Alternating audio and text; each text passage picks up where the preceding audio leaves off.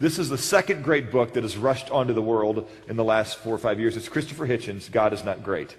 Because this God that Jesus speaks of, this God that Jesus claims to be, lets unspeakable horrors exist. We know about the girl recently in California for, 18 years, was kept in a shed and birthed 2 children who grew up in a shed. I can go on and on. It takes no creativity to list all the horrors that we're consistently exposed to in the media today. And God is sovereign over that? You've got to be kidding me. If that God is God, then he is my devil, as been famously said. Right. And so Hitchens is there to say not only is he immoral, he is irresponsible and asleep. Yes. I would respond to this by saying we need to draw some distinctions here concerning what philosophers have called the problem of evil or the problem of pain and suffering. I think there's a distinction, Todd, between this problem as an intellectual problem and this problem as an emotional problem. And I think emotionally there's certainly no doubt that the evil and pain and suffering in the world occasion great doubts that God exists. But I have to say that when I consider the problem philosophically as a purely intellectual problem, I think it's extraordinarily difficult for the atheist to mount a convincing argument that the evil and suffering in the world renders God's existence either impossible or improbable. Okay. Lay that on us. There are different versions of the intellectual problem of evil. One is the logical version, and basically what it says is that God and evil are logically incompatible with each other. They're like the immovable object and the irresistible force. They can't both exist. If one exists, the other doesn't exist. It can't exist. And since evil obviously exists, it follows that God cannot exist. Now, the problem with this argument is that there's no contradiction between saying God is all-powerful and all-loving and evil exists. There's no explicit contradiction there. So if the atheist is saying these are implicitly contradictory, he must be making some hidden assumptions that would bring out this contradiction and make it explicit. So the question is, well, what are those hidden assumptions that the atheist is making? And it seems to me that there are two. He's assuming that if God is all-powerful, then he can create any world that he wants. And secondly, he's assuming that if God is all good, that he would prefer to create a world without evil or without suffering. And both of these hidden assumptions need to be necessarily true in order to show a contradiction between God's existence and the evil in the world. And the problem is that neither of those assumptions appears to be necessarily true. For example, does God's being all-powerful mean that he can create just any world that he wants? Well, not if he chooses to give creatures free will. It is logically impossible to make someone do something freely. That is as logically impossible as making an unmarried bachelor or square circle. So there may well be worlds that are impossible for God to create, because in them the creatures would freely perpetrate evil and harm upon each other.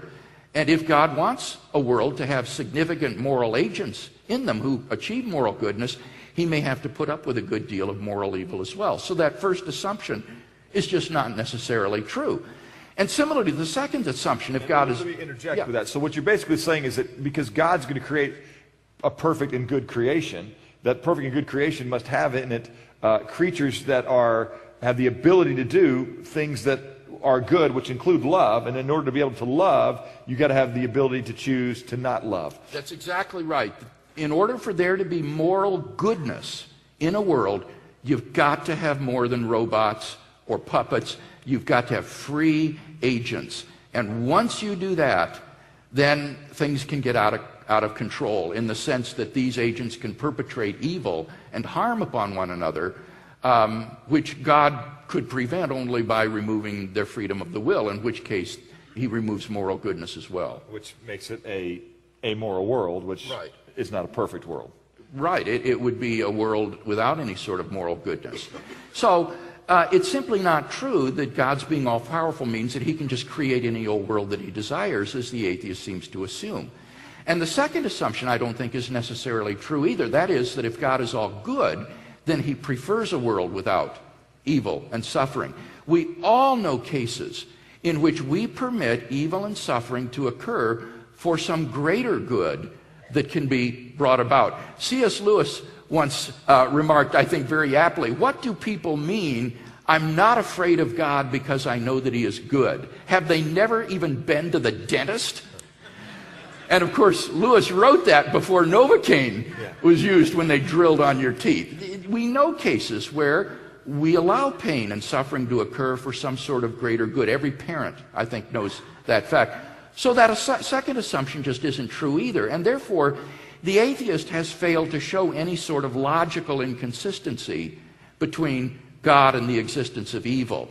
In fact, we can actually show that these are consistent by adding a third proposition, which I think is on the screen. Namely, God could not have created a world which had as much good as the actual world, but with less evil, and God has morally sufficient reasons for permitting the evil that exists. As long as that's even possible, it proves that God and evil are logically consistent. And therefore, I'm very happy to be able to tell folks this morning that this logical version of the problem of evil is widely, almost unanimously regarded today as resolved.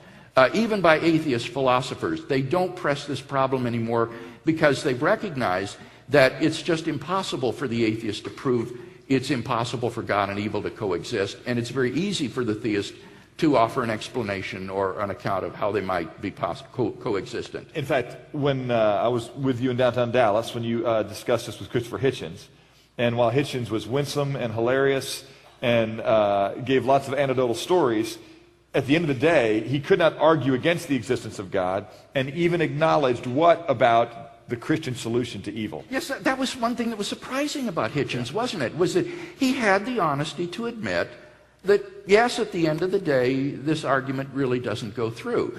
What it has, again, is simply emotional force. Yes. But you see, as a philosopher, I'm called upon not to say how I feel about something, but what I think about it.